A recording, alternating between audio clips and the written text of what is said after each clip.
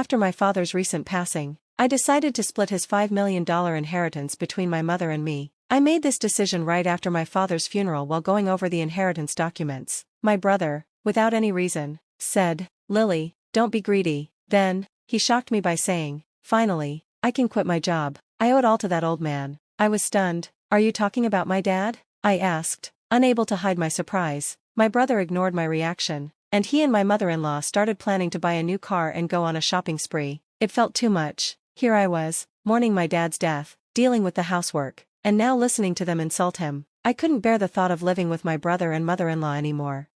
Trying to stay calm, I forced a smile and said, "Fine, do whatever you want with the money. My name is Lily Green. I'm a 40-year-old housewife who works with my husband. I was an only child and grew up with two doctor parents who ran a respected clinic. They always supported me, even though I chose pharmacology over medicine. My world turned upside down 8 years ago when my mother passed away in an accident, leaving my dad and me heartbroken. During that time, my boyfriend, Tom, was my biggest support. We met through a friend, and 3 years after my mother's death, Tom proposed. Tom worked as a regular office worker in the food and beverage industry. Even though I earned more than him, I thought love would help us overcome any challenges. My dad was thrilled when I told him about the engagement. "I've seen how Tom has supported you, Lily. Thank you. Please keep taking care of her," he said. Tom promised my dad, "I will make her happy." I was so happy standing next to him, believing our future together was bright. But when we visited Tom's family to announce our engagement, his mother, who was heavily made up and divorced, gave me a cold look. "Marriage? Really? Is she your choice? Isn't she a bit plain for you and older too? Wouldn't a younger woman be better?" Her words shocked me. Tom quickly defended me when his mother questioned whether a younger woman would be a better choice. "Lily works at Gold Pharmaceuticals, and her dad's a doctor with his own practice," he said, focusing more on my family's background than who I actually was. His mother quickly changed her tune. "Oh, Tom, you should have said that earlier. I'm happy to approve of the marriage. Nice to meet you, Lily, and thank you." With his mother's approval, Tom was overjoyed, but I still felt uneasy. As we got ready to register our marriage, my dad, who was also a property developer, gave us a generous wedding gift, an apartment in Philadelphia, USA. I shared the great news with Tom. "Dad gave us this apartment as a wedding gift. It's our new home. Let's live here happily." Tom smiled, excited about our new life. However, married life soon showed me some uncomfortable truths. Tom, who had lived with his parents before we got married, didn't know how to do basic household chores. He couldn't cook, didn't know how to use the washing machine, and didn't want to learn. He was messy, left trash everywhere, and never cleaned up. While I was committed to sharing responsibilities, Tom's laziness only added to my frustration. In our first year of marriage, I did all the housework alone. Though it was supposed to be the honeymoon phase, managing work and home life alone drained me. By the second year, I couldn't take it anymore and decided to talk to Tom about it. I nervously told him how unhappy I was with the situation, hoping he would be willing to change, but instead, his response was cold and dismissive. "I'm tired from work too," he said. "You're better at chores than I am, so it's better if you handle them." His response made me feel like my concerns didn't matter. He continued to avoid helping, leaving me to handle everything at home. As our marriage went on, I became the sole person responsible for all the housework. But there was another issue too. After we got married, I realized that Tom's mother had very high expectations. Tom didn't care about celebrating special occasions, so I decided to buy a nice gift for his mother on Mother's Day. I picked out a quality scarf and some carnations, thinking she would appreciate it, but when she received it, she called me up sounding upset, complaining that the scarf wasn't from a luxury brand. I tried to explain that it was a high-quality scarf, but she wasn't having it. She insisted that she only wanted gifts from well-known luxury brands. Feeling confused and upset, I told Tom about what happened with his mother when he came home, hoping for some support, but instead, he just brushed it off. "It's just a scarf, just do what she wants." From that point on, to avoid more trouble, we started giving his mother cash like she demanded. By the time we hit our 6th year of marriage, Tom's mother started visiting our home more often, always finding ways to ask for money. Tom would hand it over without hesitation, always smiling. Even though I had a job, Tom's income was modest, and it became harder to manage our finances. In desperation, I began using our savings and cutting down on expenses. Despite everything, I reminded myself that Tom's mother had supported me during tough times. Since she was the mother of someone I loved, I felt I had to endure the situation. Now, in our 7th year of marriage, I was still managing all the housework and dealing with my mother-in-law's constant money requests. One day, after not hearing from my father for a while, he called me unexpectedly. When I met him, he told me the heartbreaking news that he had terminal cancer and there was no hope for treatment. I was in shock and started crying. He gently stroked my head and comforted me, saying, "Lily, this is fate. Let's accept it quietly." With my father's health declining, my days became an exhausting mix of work, household chores, and hospital visits. Even though my job allowed some flexibility, balancing everything at home was hard. When I told Tom I would be focusing on caring for my father, he didn't react or offer to help, leaving me to handle it all. I was overwhelmed by my father's illness, and Tom's lack of support only made it harder. He simply said, "Do your best," and visited my father in the hospital just once. With all my attention on my father, I didn't have much left for Tom. If I had any free time, I wanted to spend it with my father. One day, while my father was in his hospital bed, he asked me unexpectedly, "How is your marriage with Tom going, Lily?" His question took me by surprise. Thinking about Tom's indifference at home and his mother's demands, I didn't know what to say. My hesitation must have shown, because my father gently said, "Lily, you don't have to put up with this. Think about your own happiness. Don't worry, you won't face hardships after I'm gone." His words made me cry, and I held his hand tightly as he comforted me in silence. Months later, my father passed away. Amid my sadness, I started making arrangements for his funeral. Tom seemed distant and didn't help with anything, but I was too focused on the funeral to pay much attention to him. Many people came to pay their respects, and it was an emotional farewell. Even Tom and his mother, who usually didn't show much emotion, came. The day after the funeral, I received a call from a lawyer about my father's inheritance. I set up a meeting to go over the details, and what I learned was both surprising and overwhelming. After taxes, my father's estate was worth over $5 million. He had done well not only as a doctor but also with real estate investments, leaving me, his only daughter, with everything. I was shocked and grateful but also nervous about handling such a large sum. I started the process of inheriting everything. When I got home, I laid out all the documents.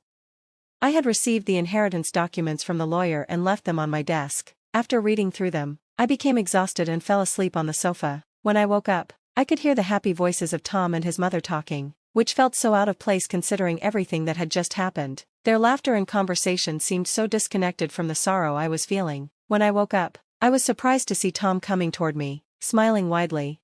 "Good job, Lily," he said, clearly excited. I was confused by his sudden cheerfulness and noticed that he was holding the inheritance papers I had received. "Wait, don't just go through those without asking me," I said, feeling both shocked and angry that Tom had looked at the documents without my permission. But his mother, unfazed by my frustration, happily added, "Wow, $5 million, isn't that incredible? We'll be set for life now." I was speechless. I couldn't understand why they both seemed so entitled to the inheritance. Then Tom became serious and said, "About this $5 million, I've decided it's going to be split between me and my mom." His words hit me like a slap, especially right after my father's funeral. Tom had looked at the inheritance papers without my permission and then said, "Lily, don't be too greedy. I can finally quit my job. I owe it all to that old man." "Are you talking about my dad?" I asked, my voice shaking with disbelief and hurt. Tom just waved it off and continued, "Let's just get the money into our joint account as soon as possible." He ignored my shock as he and his mother excitedly planned to buy a new car and go shopping. I felt my anger bubbling up. Not only was I dealing with housework and constant money requests, but now they were insulting my dad. I forced a smile and said, "Sure, use the money however you want." Tom's mother, clearly satisfied, said with a grin, "That's the spirit, Lily. You better keep working hard to earn more. We don't want our savings to run out, so make sure you keep at it."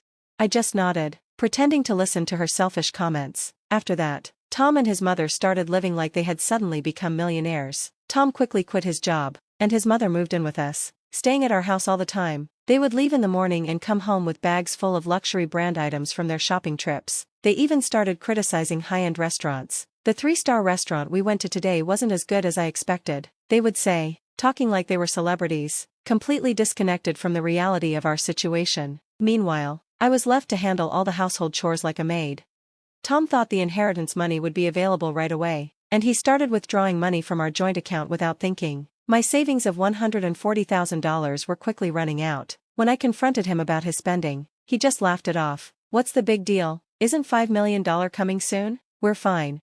Despite my warnings, Tom ignored my concerns. A month later, he and his mother left for a vacation to Hawaii. I wasn't invited and was left all alone at home. After they left, I decided it was time to take a stand.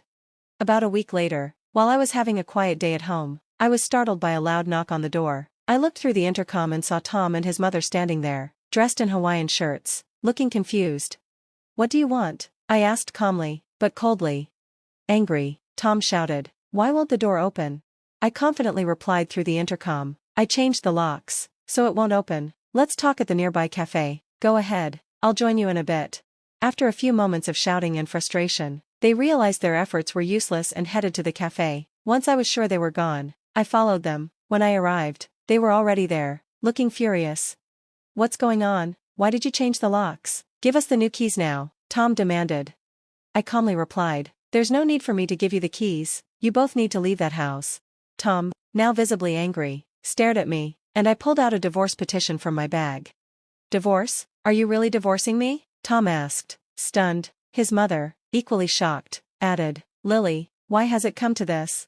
Their disbelief only made me more determined. I stood my ground and said, with the way you've been spending, are you sure your finances are fine? What money? Of course, it's fine, Tom said, almost spitting as he spoke. Your father's inheritance is coming, right? There should still be over $90,000 in our joint account. Let me show you.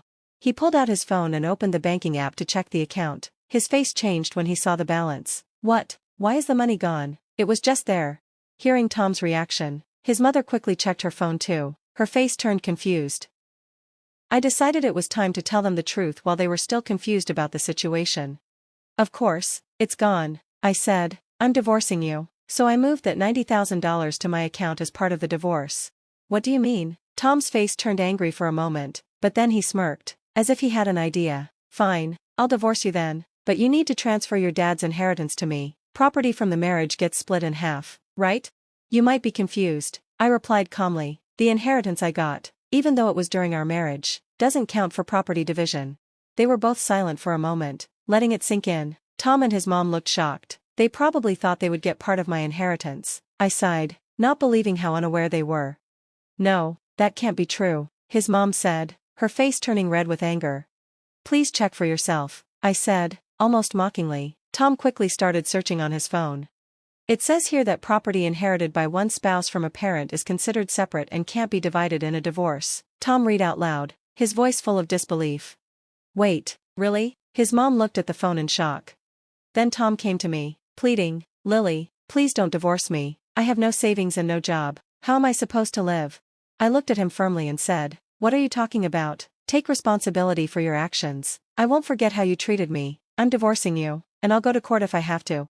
They were both taken aback, their energy dropping as they realized I was serious. They whispered quietly to each other, defeated. I stood up and walked out of the cafe, feeling strong. In the weeks that followed, Tom and I went through the divorce smoothly. The $90,000 I moved from our joint account was correctly recognized as part of the property division. Over time, I was able to get Tom and his controlling mother out of my house. Tom had spent all the settlement money and ended up broke. He piled up debt from overseas trips and reckless spending on his credit cards. To handle these bills, Tom and his mother had to borrow more money, and now they live in a rundown apartment, struggling to pay off the debt. Their once luxurious lifestyle was now replaced with a hard, humbling reality. As for me, I made big changes to my life. I sold the condo I had shared with Tom and moved into my father's old apartment. I kept my job, and thanks to my father's inheritance, I'm in a good financial position. I feel grateful for the legacy my father left me. It gave me a fresh start. Now, I'm focused on enjoying my life. I want peace and stability, and I'm determined to protect my happiness. Life has been tough, but I've grown stronger, and now I'm ready to live a life full of calm and simple pleasures.